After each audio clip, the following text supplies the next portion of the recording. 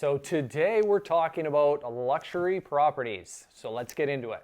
What actually makes a home luxury? Well, for me, it's not just the price, because sometimes a high price is reflective of other details of a property, but luxury properties just have that feeling. And for me, a lot of it is it's clean lines, it's that they're really well planned, well kept, good location, sometimes have a view, or there's something special about that property. But it's not just that, it's taken to an extra level with the finishings and the way everything is put together. So for me, luxury is really more of a feeling than it is anything else. When it comes to luxury properties, do they always hold their value, or are they more sensitive to market shifts? I think that really depends, because it comes down to supply and demand. If it's a type of luxury that is in a very limited supply, there's always a demand for that.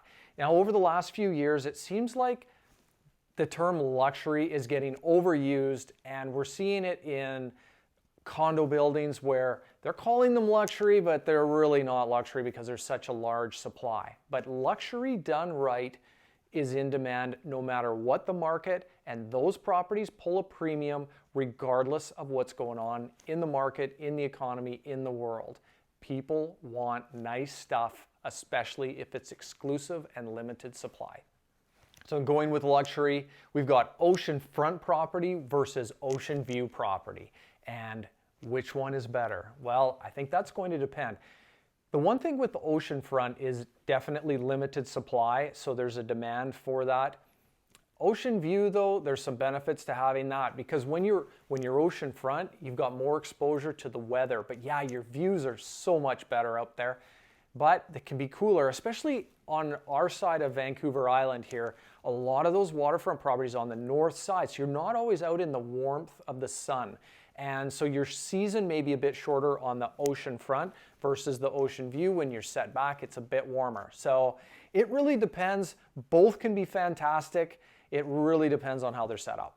The features that buyers are looking for when it comes to luxury today, I'm going to say it's less about the square footage and more about the function and the feature. One of the biggest trends that I see and people and they love is big windows, especially when you've got those accordion style patio doors where you can open up a whole wall to your backyard patio space, that indoor outdoor lifestyle. People love that. But as far as having the big spaces, they want it in the living and entertaining space, but it's not so important to have the extra large en-suites or the big tubs and that. It's more about the function of it too today. People are more practical in that sense, even though when it comes to luxury, they're choosing higher quality and higher priced finishes. It's that functionality that people really demand.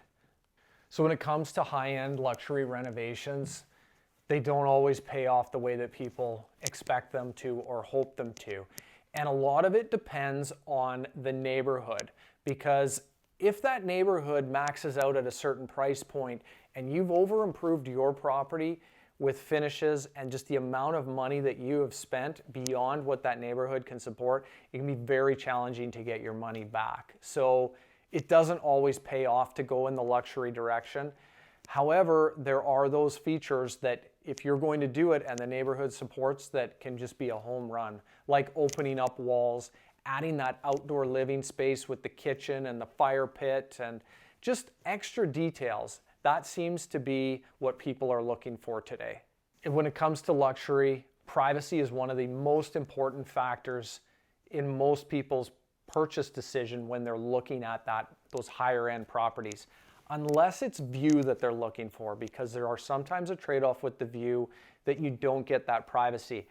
But at the same time, they want to be able to enter their property and feel like it's exclusive. So we've got gated entrances or hedging, and it's not always about the size of the property and having space between neighbors, but if you've got it landscaped properly and designed and positioned properly so you don't have that exposure between neighbors, that can be a huge feature that can turn out to a higher sale price and greater value for buyers when they're looking.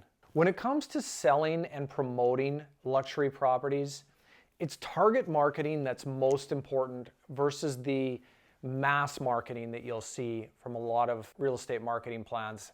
And the reason is we're not able to showcase all of the features of the property because typically there are a lot.